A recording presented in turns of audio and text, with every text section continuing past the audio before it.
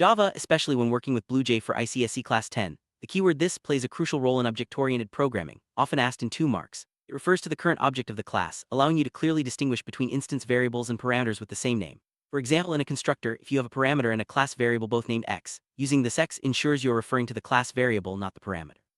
This helps avoid confusion and makes your code more readable. As you continue to learn about classes and objects, understanding this will make it easier to manage data within your programs.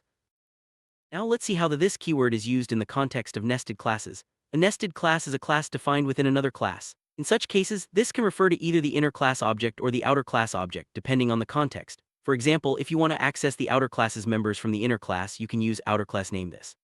This distinction is important because it helps you manage and organize your code, especially when both classes have variables or methods with the same names. Understanding this concept is essential for writing clear and efficient Java programs in BlueJ.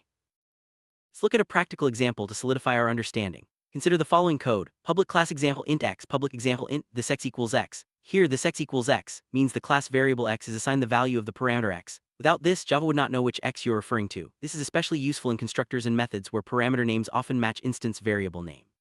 By using this, you ensure your code is precise and avoids errors, making your programs more reliable and easier to debug.